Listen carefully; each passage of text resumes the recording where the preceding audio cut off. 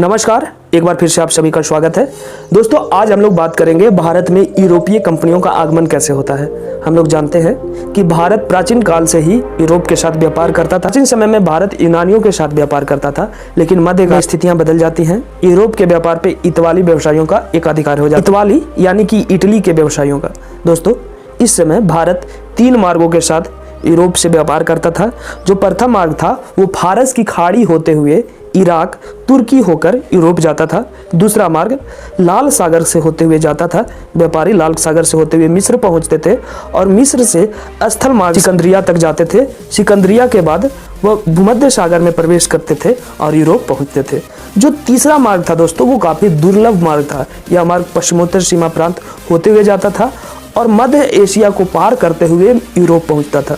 इन तीनों मार्गों में जो सबसे प्रचलित मार्ग था वो फारस की खाड़ी वाला मार्ग था। इसके बाद एक प्रमुख घटना घटती है कस्तुनतुनिया का पतन का। 1453 ईस्वी में कस्तुनतुनिया का पतन हो जाता है। कस्तुनतुनिया पे उस समय तुर्कों का एकाधिकार हो जाता है और तुर्क लोगों ने पश्चिम के देशों को पूरब के साथ व्यापार करने के लिए अपने मार्ग का प्रयोग करने से इनकार कर दिया। दोस्तों, इस तरह से नवीन खोजों को बल मिलता है। उस समय यूरोप में 2 राष्ट्र जो कि नवीन स्वतंत्र राष्ट्र थे, स्पेन और पुर्तगाल, वो भारत के साथ यानी पूर्वी देशों के साथ व्यापार करना चाहते थे। क्योंकि उस समय तक यूरोप के व्यापार पे इतालवी व्यवसायियों का एकाधिकार था, तो ये लोग नवीन खोजों के सहारे भारत पहुंचना चाहते थे। इसी का परिणाम होता है कि भारत के लिए एक नवीन मार्ग की खोज होती है। दोस्तों, उस समय पुर्तगाल के राजकुमार थे हेनरी द नेविगेटर।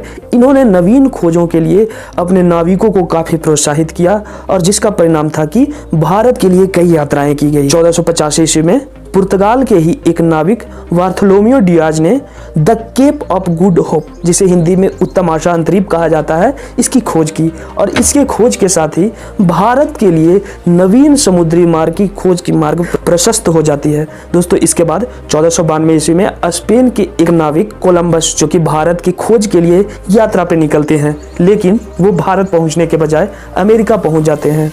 दोस्तों, 1498 ईस्वी पुर्तगाल के वास्को डी गामा, जो कि भारत की खोज करने के लिए निकलते हैं और उत्तम आशा अंतरीप होते हुए भारत पहुंचते हैं और इस तरह से भारत की एक नवीन मार्ग की खोज हो जाती है। इसके साथ ही भारत और यूरोप के साथ व्यापारिक गतिविधियों को और काफी बल मिलता है। इसके साथ ही भारत और यूरोप के साथ व्यापारिक गतिविधियां एक बार फिर से काफी तेजी से होने लगती है। तो दोस्तों, इस प्रकार से भारत में यूरोपीय कंपनियों का आगमन हो जाता है और इन्हीं रास्ते से बाद में कई यूरोपीय कंपनी भारत में आते हैं। तो दोस्तों, उम्मीद करते हैं आज का यह वीडियो आपको पसंद आया होगा। वीडियो पसंद आए तो वीडियो को लाइक शेयर करें। चैनल पे पहली बार आए तो चैनल को सब्सक्राइब करके बेल आइकन प्रेस कर लेंगे। धन्यवाद।